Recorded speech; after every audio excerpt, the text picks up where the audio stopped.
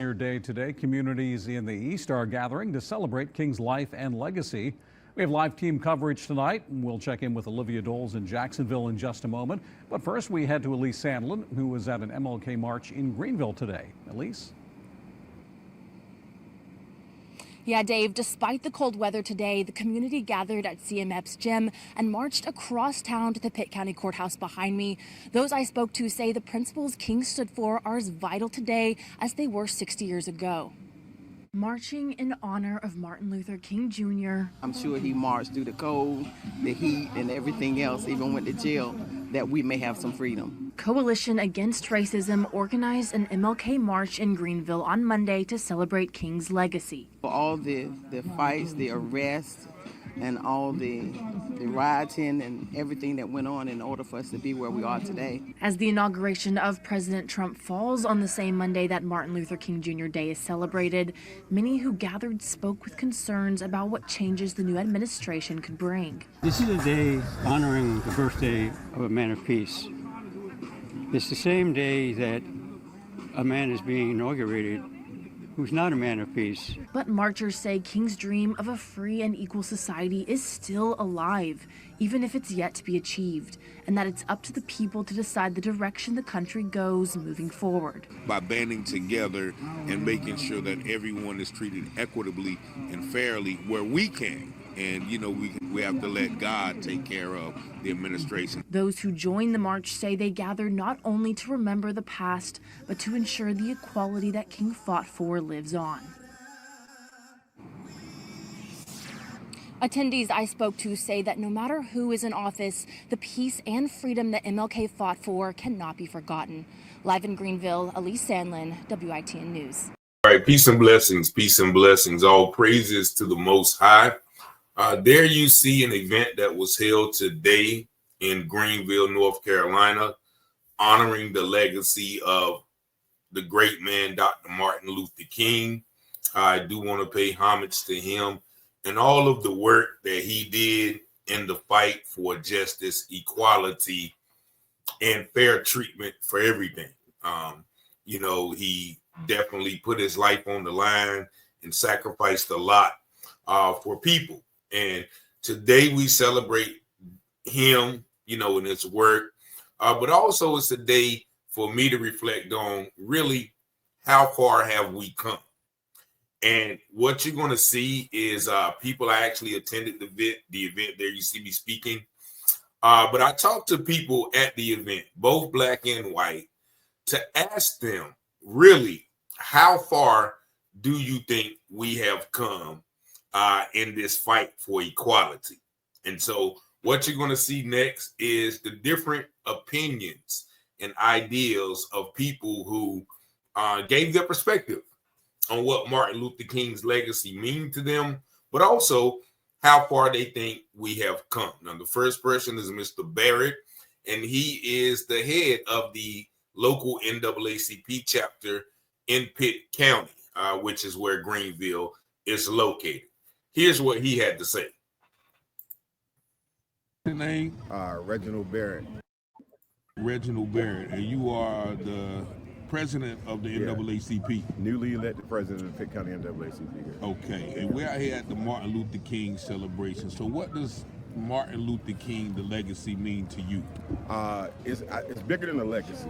It's an opportunity. It's a moment for us to be re-energized. I think when I think about this date, I think about an opportunity for us to get re-energized for the work that is ahead of us. Like, we can't be silent on issues that affect our communities. We got to stand up and speak out. It's more than just coming out to marches and going to programs and dressing up. That's not him. I think his legacy is about us being boots on the ground and getting out and getting this work done. So why did you decide to, take the position of the NAACP? Why did I decide? It was. I said yesterday in an event, it was a mantle that was shifted on my shoulders by the past president, Mr. Calvin C. Henderson, who worked tirelessly in the community, has been a big mentor for me. So he kind of groomed me for this role. Okay. So I've been working with the organization for a number of years now. Okay. Now I have to be honest. A lot of people, in the community, some communities, feel that the NAACP is not as effective as it normally has been in the past. What do you feel about that? I feel there's always truth to certain causes, but we're here to re-energize it, to bring work back to that organization, to bring it back to its glory days where we're actually getting work done on the grounds, establishing and building our membership base and doing the work so we can push forward. Okay. And how far do you think that we have came from, Martin Luther King and what he stood for? Because we still see a lot of injustice. We still see police brutality, racism, all the issues that we face. How far do you really think that Man, we you trying to get a conversation going for a long time, but here I will say this. I think we've come far, but still got a long ways to go. I know it's cliche-ish and statement, but I think something I heard today, we gotta pull together as a community. We gotta look out for ourselves. We gotta look out for each other, and we gotta reestablish that unity in our community. I think in some ways we lost it somewhere in that pilgrimage to where we are today. So I think a lot has changed and a lot has pushed us forward in so many ways. We can go in the front door now, but there's still issues that are holding us back, that are oppressing our communities. Economic disparities and jobs and education disparities, health disparities that are affecting black communities and brown communities. So there's a lot of work for us to do, but we got to come together. All right. And a couple of more questions, because the guy did mention, a lot of people talk about white people and racism, but what about our own communities and some of the issues that plague us? So here's the thing, right? We become, what did Dr. King say? It's not the words of my enemies, but the silence of my friends. Okay. That affect me. Okay. And sometimes it's our own folks that can hinder us and hold us back and can be those biggest oppressors to the movement, right? We've seen it in every generation of our time. We can look in the history book and say that they've always tried, and I say the system has always tried to pit us against each other, and so that we would not go forward and not do the work that we are called to do and commissioned to do. But I think this is an opportunity. This is a season in our lives, and we can band this thing together, and we can use our voices collectively. We may not always agree, but we can always come together and find that common cause that we can fight for. All right. And you saw the crowd out here. It was a little more than maybe 50, maybe 60 people. How do we get more people involved with this type of events, especially the youth? We got to engage them. We got to make it theirs. We can't necessarily gatekeep organizations and gatekeep work. We got to make them take ownership of this work that we call justice and equality from a young age. I grew up in it. My daddy kept me on the front line with it. So we got to go back to bringing our kids with us and bringing those intergenerational folks and making that message unified and not separate. All right. Thank you, my brother, because we can talk all day, but Yes, I sir. really appreciate you, and I wish you much success in your new role. I appreciate you. All right. All right, so shout out to Mr. Barrett and his perspective and his role as the NAACP president. And, of course, I asked him because a lot of people feel like the NAACP doesn't really do the things that it did back in the days. And he said it's time for a re-energizing. And, with the youth, there's not a lot of involvement, especially in the political process. And you're going to see some college students that I talked to as well. But he also mentioned the gatekeepers of society, which my brother, Mr. Huggins, is going to mention next. And he said, we have people who are black sometimes sitting at the table, but when it's time to stand up for black people, they don't do it. And in contrast, the white people in power who are at the table, he mentions this a lot, they have no problem about standing up for white people. So that is another thing I do like to point out, where we do have black faces in high places. A lot of times they are black in color, but in theory and actions, they don't do as much for black people as they possibly could or they possibly should. Let's listen to Mr. Once again, I think his name is Rufus Huggins, who was once a member of the Greenville City Council and a member of the Southern Christian Leadership Conference. Here he is. So You got this building what? this building here and everything for them, I did that. I was Okay. on the city council. Okay. And I pushed for that and pushed to do that. And they did it. And that's why they put my name. No other reason than that. Okay. Well, let me give you a quick interview. Yeah. So you are Rufus Huggins. Yeah. And you was on the Greenville City Council. City Council. How long did you serve?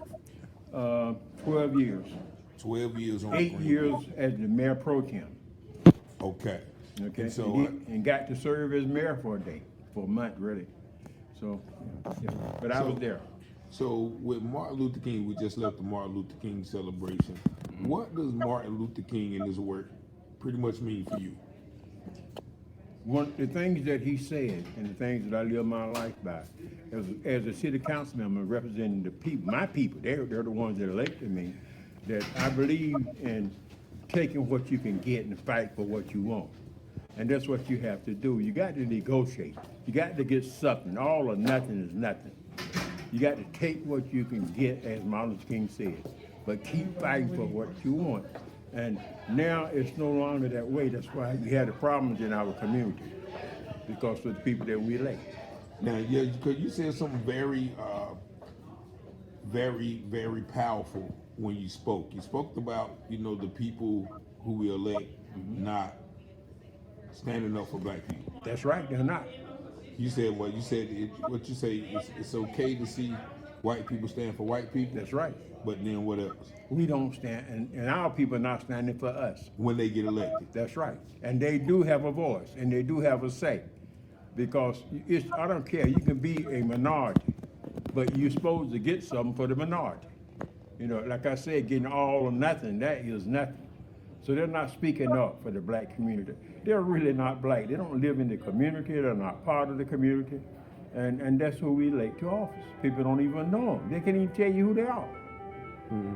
So that's our problem. How far do you think we have come since the days of all the stuff that Martin Luther King was fighting for, all the racial injustice, political, police brutality, economics? We have arrived. We have arrived. We have arrived? That's right, because Martin Luther King fought and died to get us at the table. We are at the table. That has been accomplished by all these black people in these very important positions.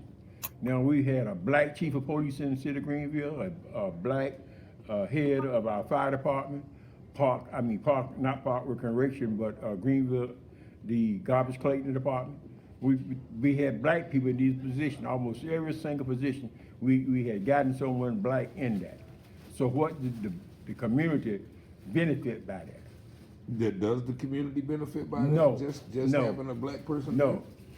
The people that we have elected now, no, the community has not benefited by it. Why do you think that is? Well, all you got to do is look at the crime and who's committing them. Look at the housing that they have to live in with rent being $800 and $900 a month. They can't afford decent housing. That's all you got to do is look at that. So is that still a part of the racism, though, right? Yes. Economic We don't own racism. them houses.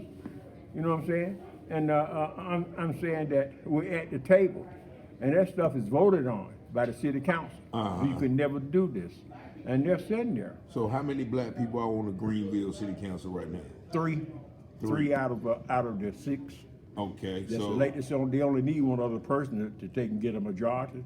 And I feel that person is there. I'm not going to call the person's name, but they do have a majority when you take and put that person with them. So what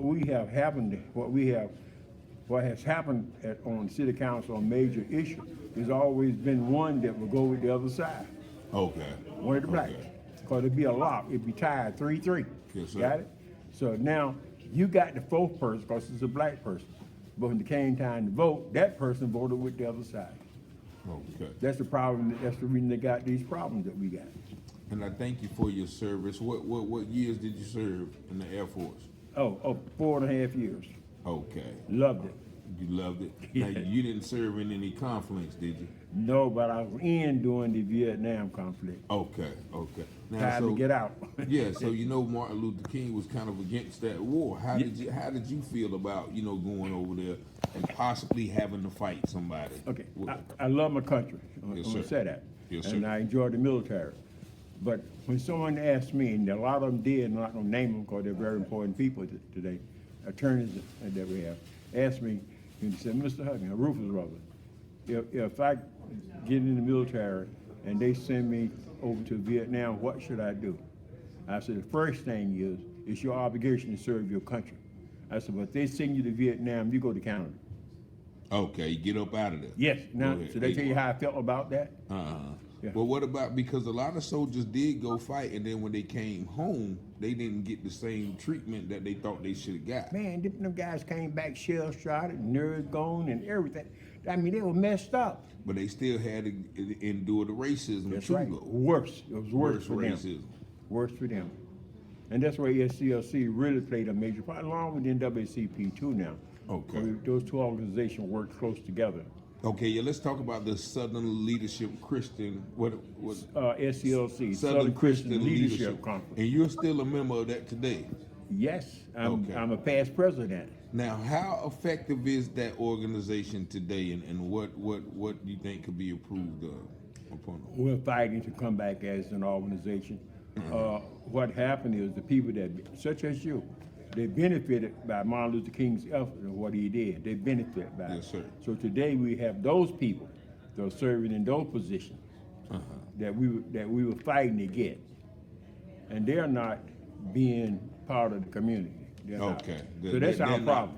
They're not picking up the mantle. as No, they sir. say. So that's our problem. That's our problem, is the people we got at the table. Okay. Can you imagine? I get emotional. Can you imagine Jesus sitting at the table having Judas sitting right beside him?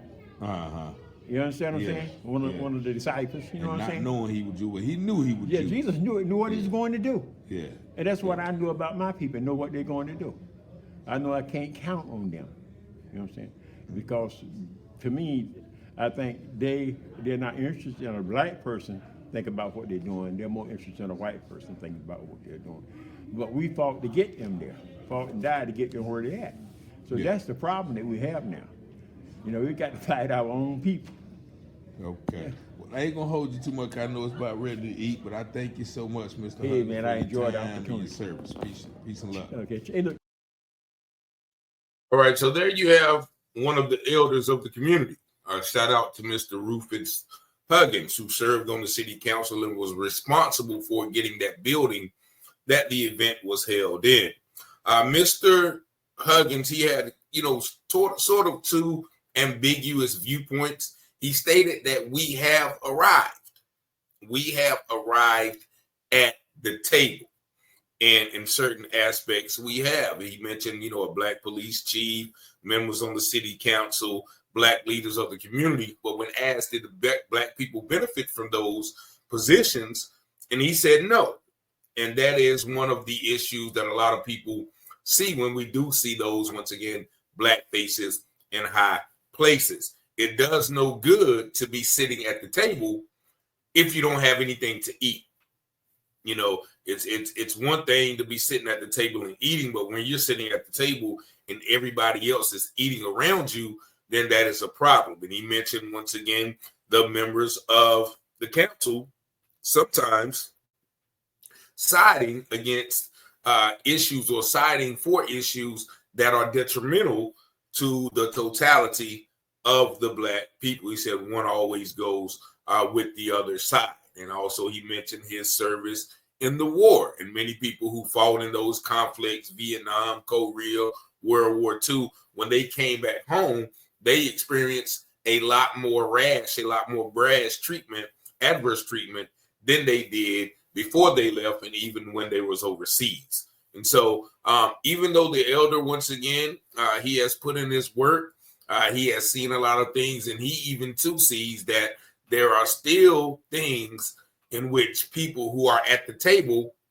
refuse to do to benefit black people. Now, next is a young brother. I love him. My brother, Saeed Jasmine, very intelligent, very insightful brother. He works hard in the community all across the state with the Black Voters Matter coalition. And I see him at a lot of activist events. So this is my brother, very wise. We're going to hear what he has to say and, get his perspective on what Dr. Martin Luther King means to him. And also, once again, how far have we really come?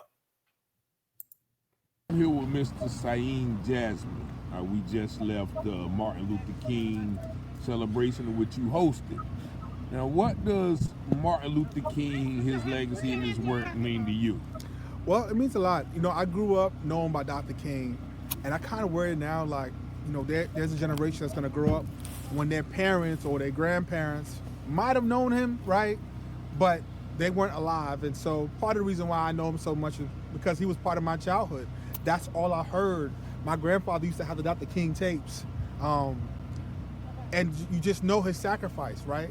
And as we study things that are happening now, you realize like there's so much more work that's left to be done. And so that's part of the reason why I come and acknowledge him, his sacrifice. I don't make an idol of any man per se. I don't do that. But I do use this day as a day of giving back, reflection, but most importantly, a day of justice.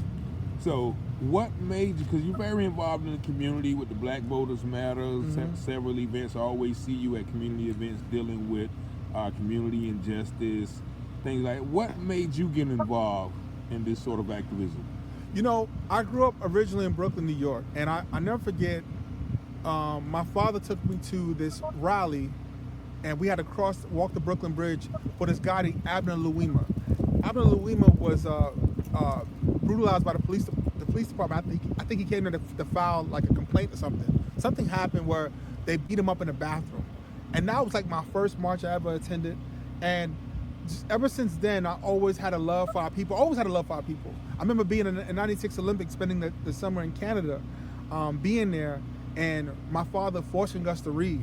And so I would say my parents, my father's actually a Haitian man, but also on my American side, what was passed down to me about the history and struggle of our people. So I would say a combination of both of my parents.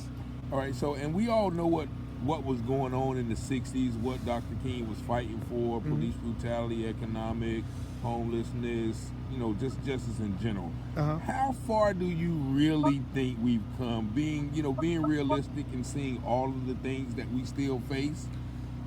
How far do you really think that we've come? I think on a natural racial level, I think we've had some progress.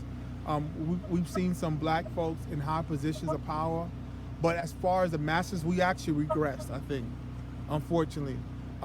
Yes, there's been progress, right? But there's also been regression as well. When you look at our economics, when you look at housing, we've lost wealth. In fact, now with the consolidation of corporate power, the consolidation of arguably living in an oligarchy right now, right? Where there's a wide chasm between the rich and the poor, the very wealthy. I think we've lost some ground. I think as a people, we have to sort of redefine our way. And we have some good examples out there, but there's far too many folks that are lagging behind. When you look at instances such as health, right? Having longevity health, having housing, to be able to have housing where you don't have to live by a landfill or something where you're being environmentally harmed, dealing with the issue of interpersonal violence. We experience too much violence. In many ways, I wish we could do a time machine and take some time and go back to that time and then pick up the pieces, because I really think if Dr. King and them were alive today, I think they will see the progress for sure. But so how much of that, like I said, is our fault as far as, like you said, the interpersonal violence and the economic issues and the disparity with, just familial. Like I said, in the 60s, there was a lot of black families, a lot of black communities, everyone stuck together because they basically had to. Sure. So, but how much of what we see today is a product of racism or a product of our own, behavior? So I think, I want to say this. I'm not going to give a fairy tale of what happened in the 60s. I'm not going to say that. But I will say, on an aesthetic level, it did look like we were much more together. And I'm pretty sure there's some numbers to back that up as well, right? Mm-hmm. But I'm still, the judgment is still out on whose fault is it, what happened. But I can say this. As a people, we were brought here years ago. And it wasn't until 1960 we even had the political rights to do some things we do now, such as the right to vote, without having someone on top of our neck. So I would say the accountability falls equally or more so on the system, but also we have to have personal accountability as well. I always believe that. I have to wake up in the morning, do what I have to do. I have to take care of my business on a daily basis. But it's really hard, and I'm going to be careful and say this. It's really hard to also have personal accountability when you're being cheated against naturally. When we, for example, here in North Carolina, we basically have gerrymandered political maps, right? Okay. Now, if you have gerrymandered political maps, you can't get the real representation that you actually need, right? Because who's representing you may not have your interest because of the way the maps are skewed. Okay. And so that's just one example, right? But then on a personal level, right, what can I do to help it communicate? What can I do to help tell people, like, hey, we must go out here and vote? So it's both. We have to have accountability on both sides, whether system and personal. And you are very active. This is probably gonna be the last question. You are very active in the Black Voters Matter, and trying to get Black people, to realize and educate them. How effective has that been, and what kind of problems do you see with Black people pretty much, don't trust the political process in general? What types of things are you hearing, and how do you counteract those things? I think so. Black Voters Matter is a national organization. They work to basically build Black political power in our communities, and so we do that by by working with local organizations to help build their capacity. But most importantly, we believe that voting is one of the most effective political tools. It's not the only tool. And so our people inherently know that voting is not the only option. They understand protest. They understand what voting can do. However, the question is, are they apathetic about it, right? And rightfully so. I can understand why someone might be apathetic about it, but understanding that life is a marathon. This is all one vote is not going to, one election is not going to change things. In fact, we got to continue to do the work. And we have it triple or 15 times harder because of the circumstances we're in. So let's say, for example, we get someone in office that says, you know what, we're going to do something about bringing more and more gun violence prevention money, or we're going to do work about bringing more affordable housing. Well, once that person gets in office, there's still an opposition of people against that one representative or representatives, right? And so just because that person's in office doesn't mean that we don't have to go to our local city council meetings. So the work is hard, right? And so we need as many people to join these movements, to join organizations, to make the light a little easier for all of us. Okay. So I hope I answered your question. Yeah, you did. Man, I thank you so much. Is there anything that you want to leave as far as like Martin Luther King voting, anything? Dr. King was killed. People, James Earl Ray was convicted, but many folks don't believe that he actually was the trigger man. And so understanding that Dr. King may have very well been killed by forces that we don't know of, right? And so unfortunately, that threat still exists. And so we need plenty of Dr. Kings. You're a Dr. King. I'm a Dr. King, right? That's how we continue his legacy. That's how we continue our community. That's how we continue our race. That's how we continue to make progress. So all of us have to be Dr. King. It's not just one person. In fact, Ella Baker, who's from North Carolina, the founder who helped found the SNCC on Shaw University's campus, talks about her organizing approach was having the regular folks, the working class, all of us taking a mantle of leadership. So we have to get, we love Dr. King, of course, his sacrifice, but there were so many more unsung heroes. And so you're Dr. King, I'm Dr. King. You matter, I matter, we all matter. All right, man. Appreciate you, Saeed. All right, so there you have once again my intelligent brother. I can sit here and talk to him all day. We have a lot of conversations, about these issues. And the last thing he said, Dr. King was killed. And in 1999, it was brought out that the U.S. government had a hand in his demise. And so I always point out the contradictory nature of a nation memorializing a man whom they exterminated. And, there's posed that, that say that at the time of his demise, he was one of the most hated men in America. And so I think it's the Jesus complex where, someone is doing something good and then, everybody hates them. And then when they're terminated, then, oh, we love them. And so that's one thing, I once again look at with the side eye, that this nation memorialized a man that, they pretty much took out. But, the brother has been involved in activism since his youth. He mentioned the Abner Louima case. Now, if you don't remember Abner Louima was a Haitian immigrant as well. And, he came into the police department where they sodomized him with a plunger. They did all sorts of, horrific things to this man. And, that kind of brought a light to the violence of the police. And, he talked about the difference between now and the 1960s. We all know that Martin Luther King was fighting for things in the 1960s that we are still fighting for today. So I'm asking him, okay, well, how much is it is systemic and how much is it is our fault? And, he agreed that, yeah, we were way more together then than we are now. And, I think that is because we had to. But, there's once again a balance. Do we blame ourselves or do we blame this systemic system that's always against us? And he made a valid point.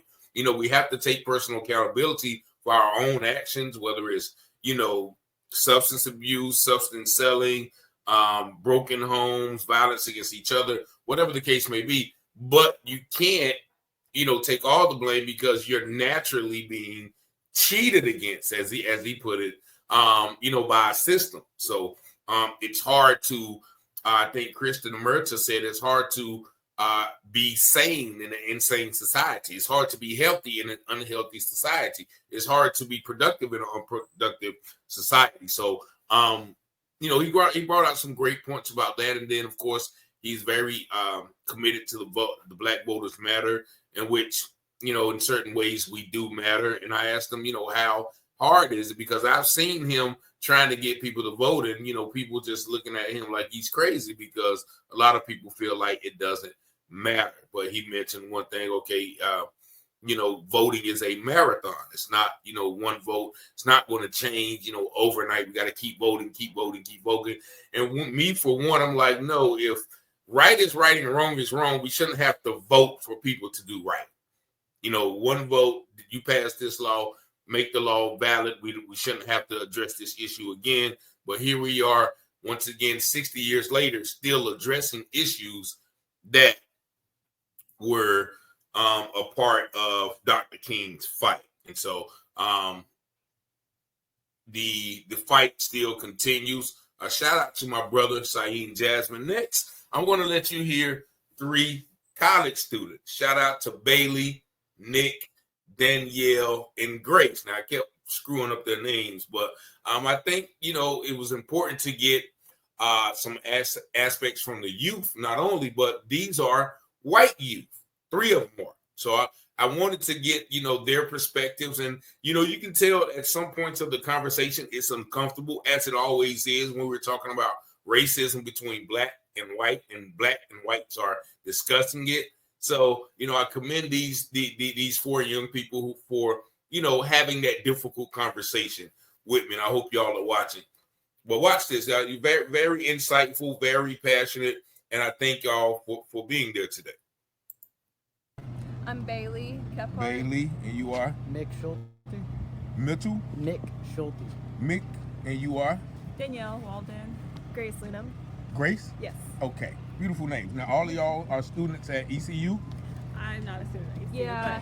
So, yeah, I graduated recently, but... Oh, okay. Y'all out here at the Martin Luther King celebration. And you guys can just go in random order. What does Martin Luther King and his work and his legacy mean to y'all? Here, I'm gonna... I need some help at the door. Sure, I'll go go first. first. Yeah. So I think the legacy means to me, it's hearing his words are words of community, and I always, have believed that was incredibly important. You know, being involved regardless of your background, your race, your history. You know, it's really important to withhold, it's really important to hold people in a group together, and especially if you're in a place of privilege and a position that can, you know, help facilitate voices that are less heard, to help, you know, use your power to lift those voices up. So Definitely. Yeah. Mitch. All right. So, you know, to me, you learn about Martin Luther King when you're growing up in grade school and stuff like that, but you don't really realize all that he was fighting for until you're an adult and you're seeing it within the communities, right? So I got a lot of history in working in the school systems and working in EMS and living in places that, you know, I look very different than a lot of the people I was surrounded with. And I'm so incredibly grateful for that experience in my life, that I didn't grow up in the whitest communities, which, you know, I appreciate that because it makes me feel more inclined to help people, to speak up and raise the voices of those that need it most in our communities, and you know, do exactly what it is that Martin Luther King would have wanted us to see. And the quote that I chose to put on a poster board I was carrying out today was that, you know, we must learn. It was. Oh my gosh.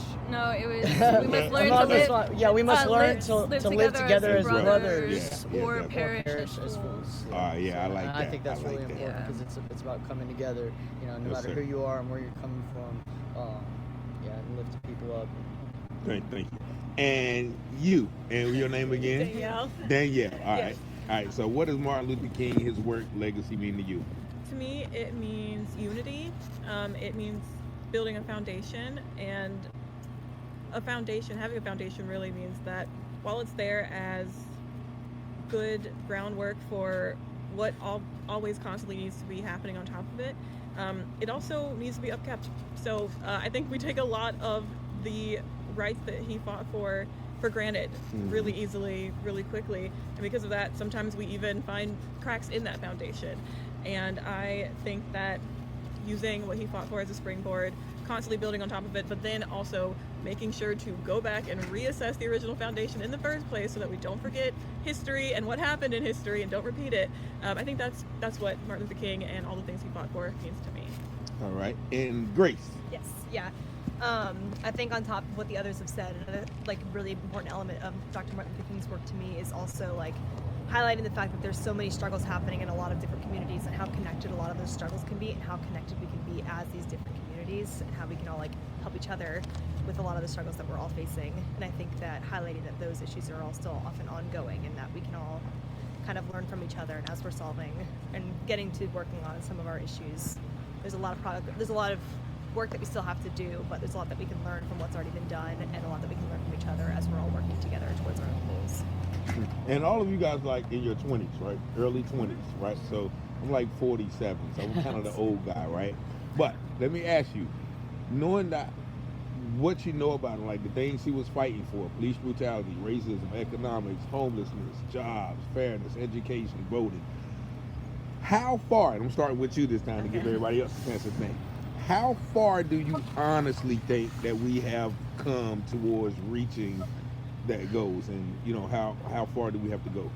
I think we still have a long way to go, unfortunately, but I think that also is a point of opportunity for a lot of people to kind of look at what was said before and kind of see what has been maintained as a status quo, and see that there are still a lot of those things that have been highlighted a long time ago that we still need to work on. And so I think that there is that opportunity to kind of pick up that mantle and keep taking forward. Like, it's not always about reinventing the wheel. It's always, if you see something that needs to be done that's already been pointed out, you can be like, yeah, that was a good point. Let's take that up, keep that going. Yeah. I think awareness has honestly really increased. That has also been helped with more people in the communities banding together, but also the rise of social media. I think we are more aware, and there's more people aware and in unison than there were before. And I think that is scaring people in power to make them run the opposite way and become even more polarized than they used to be.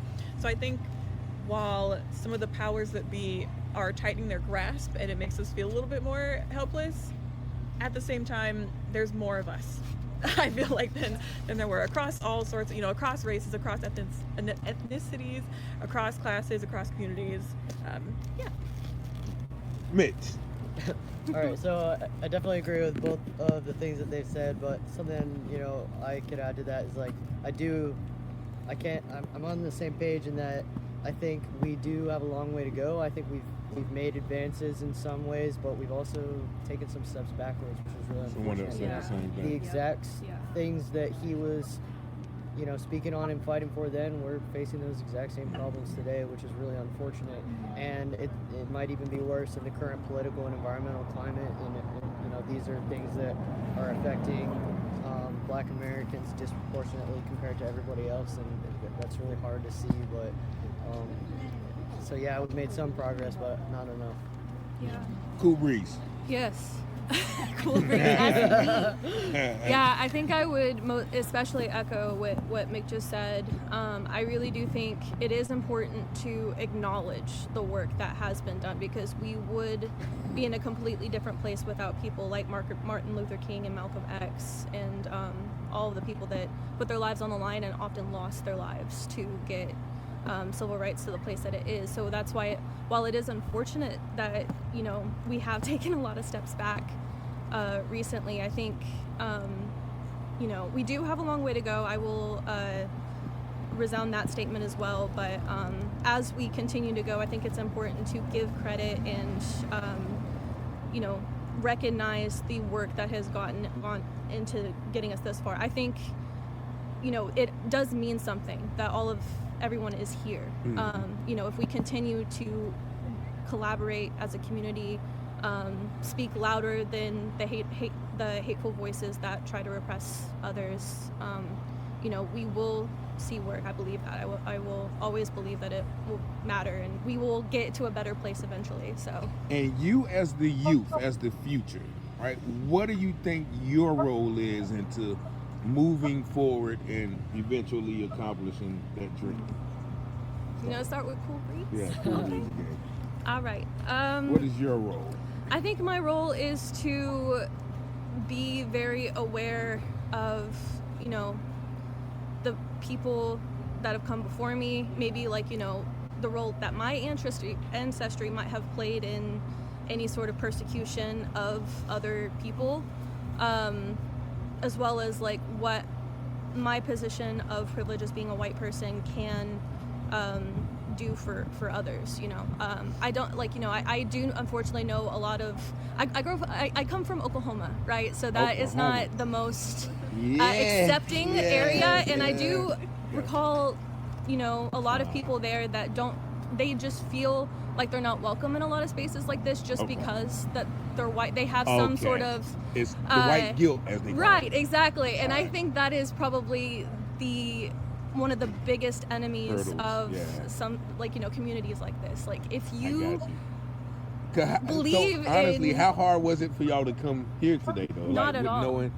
For me, it personally was not. I think that that's what is important. I mean, I will acknowledge that they try to instill that to some degree, but it's not other minorities that try to instill that. It's other white people that try to make you feel white guilt and try to tell you to not get involved in things like this. So that's a good conversation to have, because that's when you talk about these issues, that's why I guess a lot of states don't want it taught anymore, because it kind of brings up, like you said, I have to be aware of what my people who look like me, not even necessarily your people, just people who look like you did to other people. So exactly, I think it is important to recognize that, but not let that that you are still a part of that conversation. And not let that prevent you from look, okay, well, it was wrong. Let's see how we can get past it. Exactly. I got privilege, so much. So that's a very good answer, is using your privilege to kind of create the narrative. Mitch. All right. Mick. Yeah. No, you got it. You got it. So I was gonna touch on that, using my place of privilege to try and move forward in my life and hopefully better the lives of those around me. But I think one thing that a lot of us might feel or might be guilty of is that if we are somewhere that things aren't good, you know, we want to leave and we want to find somewhere That's better, a good right? point, And I yeah. think the best thing that we can possibly do is not be always looking for greener pastures, but stay right here in the communities that need us and do the work where we are. I used to always think like that. I always want to go somewhere better, you know, somewhere more accepting, somewhere more progressive. But it's like, but then I'm leaving behind the communities that don't already have that. And you know, I will always strive to be that in whatever career roles I take on. If I ever have the opportunity to mentor people that are younger than me, try to have some sort of positive impact, especially on, you know, younger white folks. And then, you know, just continuing to better myself, to be more active in my community. And that was one of my goals this year. Yeah, like put myself out there. Everybody who comes from, I guess, smaller beginnings want to get out and get away, or rough times, and you know that's everywhere. But then you leave behind some people that you could, you know, kind of mentor and be an example or a light to. So that's very good as well. Danielle. Yes. So I'm an artist. I am a firm believer in the fact that art needs to be radical. I love radical art. Okay. Art, yes. Okay. So I just want to continue pushing boundaries in the things that I make and the things that I put out in my community and with my audience. And at the same time, like today, I also want to push myself to like step away from the computer and actually go outside and be on the ground actually doing this stuff. Because I think a lot of people can get so trapped behind the digital wall that it's hard to make this stuff feel tangible sometimes. So yeah, just going outside and engaging with people that I never thought I'd be engaging with in the first place. It's really nice. It's really lovely. And where are you from? I'm from Rocky Mount. Okay. All right. So you're local. And lastly, Elaine. Grace. Oh. Hey. She looks like Elaine. Like Elaine. I'll take it. Yeah. Grace, I'm sorry. Yeah, no, you're good. I definitely echo a lot of what's been said, but I think too something that I specifically struggle with is I worry about doing the right thing and like taking the right steps. And so I think something that I've been trying to work on, especially lately, is not like agonizing so much over that and just kind of like going out and like seeing things more, experiencing things more, and like learning from other people and like just like reading different perspectives, meeting different people, and like engaging and that, like letting that be where I'm learning about it. And so I can go out, if I make a mistake or two, like I'm not trying to like I don't want to do the wrong thing still, but I'd rather go out and learn from experience and kind of learn from people and like be empowered by that than isolate myself and like not be engaged when I want to be. Yeah. So that's hey, I appreciate every last one of y'all. You guys are very intelligent, very heartfelt, thoughtful, and all that you do. And I thank y'all for coming. I thank y'all for having the awareness to, you know, realize that, you know, to come out and celebrate a man who has fought for change, but we still got a lot of fighting to do. So I thank each and every one of you guys, and I appreciate y'all. All right, so there you have, you know, 4 young adults in their 20s expressing, you know, their beliefs. And shout out to Bailey because she, you know, one thing that people, you know, are afraid to do sometimes is to admit that, you know, they have privilege. So she admitted that in her first statement, and using that privilege to, you know, help others, be the voice of others, is very important. And my brother Nick mentioned, you know, he grew up, you know, around, you know, in a different environment than probably everyone who looks like him. And, you know, that statement, we have to live together as brothers or perish as fools, is very important, because no matter, you know, what race, color, or creed, we're all the same color, we bleed the same color. But if we let that color divide us, then there's always going to be things that we've been covering on this channel for the past year or so. And Grace, I was about to call her Elaine, but Grace mentioned again where certain things, you know, have been maintained. And really, we must highlight those things that have been maintained as the status quo, even though we've made some steps. I think my brother Nick mentioned, we made some progress, but then we took some step back. And a lot of steps, it seems to be more worse. And Sister Danielle said, you know, awareness has increased, which has made a lot of people aware and being able to see these things. But on the opposite side, sometimes it, like she said, it makes people in power more afraid and want to tighten their grip on these things instead of saying, okay, people are waking up, let's do the right thing. And so the most important thing that I get from these young people is admitting that things are awry. As Nick said, sometimes you grow up hearing about those things, but until you really see them in real time, and again, these kids probably grew up in the 2000s. And so it's not, Martin Luther King is not really, talked about as time goes on. So you really have to do some deep research and, learn from your elders. But when you start seeing those things, then as my brother Nick said, it becomes more relevant. And then one of the most important things is the admission of what they're calling white guilt, where people from her hometown was telling her, well, now don't get involved because it's going to put you in a bad situation. But that in order to address a thing, you have to talk about it and admit, my people did some wrong things, but I'm not them. And how do we move forward from them? So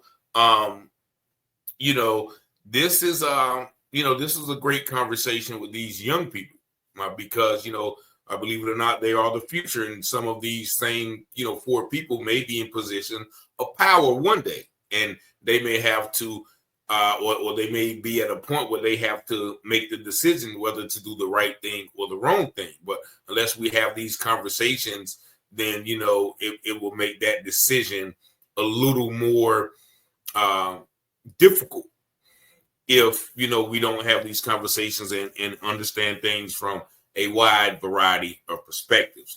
Next and last person I interviewed was Kimberly Dorsey of Greenville, and she had also an interesting perspective on the legacy of Dr. Martin Luther King.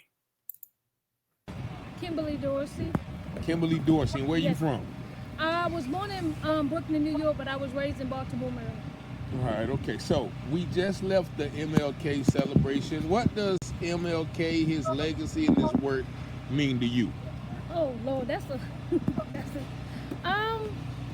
it means freedom, it means justice, and it means not just freedom and justice collectively, but my personal responsibility as an African American, as a woman, as somebody that Dr. King sacrificed his life for.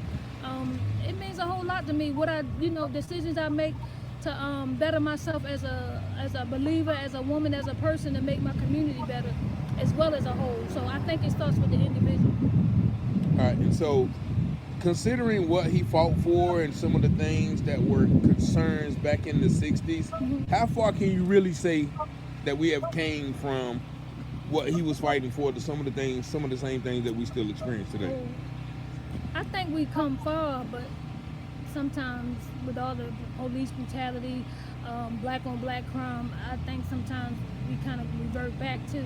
But I do think we made some progress and impact, but with calamities and different situations going on, sometimes I do feel like we revert back to, the things that he was against, nonviolence and injustices and stuff. But I think a lot of times we always look on the outside as far as color, but we need to look at what we're doing within the community. We got a lot of injustice within the community. We got a lot of violence within the community. So we can't expect people to love us if we don't first love ourselves. It starts with us. You're right. So do you think it will ever reach that point where there's no more injustice and, there's no more injustice in or outside of the community, where we will just be this perfect place where everybody get along and we get along with each other? No, and I only say that because according to the scripture, we live in a fallen world, and as long as we have man and sin, I don't think it'll be, without, but I think we can improve it. Like I said, one individual at a time, one community at a time, one nation at a time. I think we can improve it, but I don't think we annihilate it. I don't think we ever get rid of it because we're in a world of fallen men and sin, and so I don't think we ever get rid of it, but I do think we can improve it. Oh, okay. And how do you think you yourself, you mentioned personal responsibilities, What type of things do you see yourself doing that could help, these situations? Well, like today, this is my first time. So the pastor was preaching yesterday, get out of the box. So I definitely got out of the box today. I think education, I try to, even though I don't have children myself, I believe in, the Proverbs, what it says, it takes a village. So I try to, grab the youth as much as I can. The decisions I make, I realize they not just affect me, they affect others. So I try to make good decisions. I mean, just stuff like that. Like I say, I think it starts with the individual first, and then it spreads abroad. So I can't expect my community to do stuff that I'm not doing myself. Okay. And so, is there anything else that you want to leave the audience about Martin Luther King or his role in today's society? Well, I would say this. I mean, thank God for Dr. Kings and Rosa Parks, but we got a lot of what they say unsung heroes, people that's not in the necessarily in the textbooks or blasted all on the internet. But I mean, God gave me the word hero, HERO, and if you take every he has the opportunity to be a hero, and every her, HER, has an opportunity to be a hero. So we need to be a hero to ourselves, that way we can be heroes to others. And thank God for history, but God ain't just in history, he in the present. And so I'm making Black history right now. So thank God for the history, but we got to leave our mark, so I want to leave my mark. Amen. Amen. I certainly appreciate you, my sister. Peace and blessings. You too, brother. Thank you. All right, shout out to our sister Kimberly Dorsey, who once again brought out some very important points. First of all, one of the most powerful things that she said is we can't expect anyone else to love us if we don't first love ourselves. And that is the basis of everything. I always say that too. How can we get mad at how other people treat us, looking at how we treat ourselves? And once again, that is the basis of why some people treat us, because we have no self-love. We have no love for each other. So, they're like, okay, well, they're used to this. Yeah, they're over there fighting amongst each other. So, we're going to throw this on them. So I used to didn't like that response, especially, when we're talking about systematic racism. Of course, we blame that, but we can't not look eternally or internally into loving ourselves. And also she mentioned everyone has the responsibility to do what they can. As she mentioned, this is her first time at a march like this, and she decided to get out the box. And so while we're looking for the next great Malcolm, Martin, Marcus, Medgar, any other Muhammad, any other M word actually, but any other prominent figure to lead us out of this predicament that we're in, we must take a personal responsibility, because like she said, there are many unsung heroes. There are many people right out here today doing a phenomenal job of fighting in their individual capacities. And so I think that recognizing Martin Luther King, and these are my thoughts about the totality of today, about the celebration, recognizing Martin Luther King and those like him is very well needed. Martin Luther King was a phenomenal man. He was an excellent speaker. Just a tireless warrior for his cause. He had a lot of passion, and he ended up paying the ultimate sacrifice, which was his life for his work. So we must once again pay homage to him. Probably one of the greatest leaders of all time. But as it relates to today, and you saw the march, and the march, if you saw, it was very little people out there. I think it was about 20 people walking. We had some people in cars as well, and to drive around. But you see, the marching aspect has been denigrated by a lot of people. A lot of people say that we are tired of marching, and I get it. Back then, that was a tactic. And here we are 60 years later, still having protests, still having march.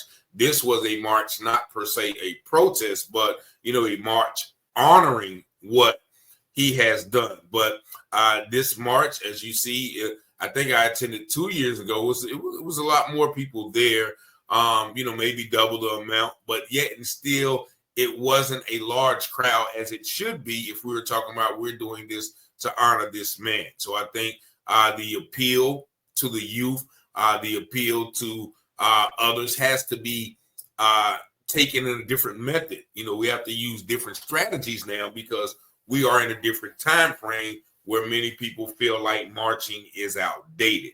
And once again, like I said, I attended it because I just wanted to, speak on what I spoke on, and that was, the mass incarceration, the political injustices of court cases. And, I spoke on the case of our brother James Richardson, who's been, incarcerated for 16 years for a crime that evidence shows that he didn't commit. So I've been working with the Free James Richardson Coalition for about two or 3 years now. And so I spoke on his behalf, on behalf of that coalition. But there are several other issues that, must be addressed, but a lot of them won't be addressed or won't be fixed by marching. Marching kind of brings awareness to it.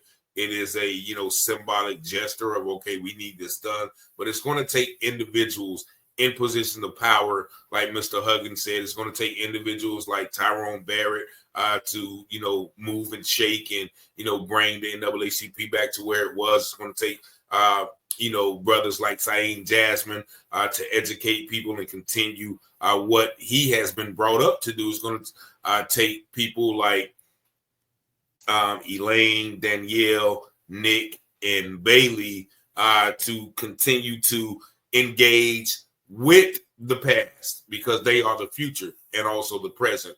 And also people like Kim Dorsey, who is, really realizing her role in all this. So it's going to take a multitude of things to accomplish. Voting is one tool, marching is one tool, economics is one tool. There are so many tools, but as I stated in the news clip, we, the Most High is in the control of it all. And so, as the scripture says, if my people who are called by my name will humble themselves, turn from their wicked ways, seek my face and pray, then I will hear from heaven, and then I will heal their land. And heal their land doesn't mean just physical land. It means people. It means, the culture, the community. And so that is, the solution to all of this. Once again, Martin Luther King did a great thing, and his platform was, spiritual, and that's why I think he was so influential. He was so powerful. And so, we do need more men of God, preachers, to, address these things instead of, dealing, with, and I know it has to be a calling, because, it is hard to stand up against injustices and racism, but also, be well liked. Let's put it that way, to be well liked. So, I just thank everybody for everybody who celebrated Martin Luther King today.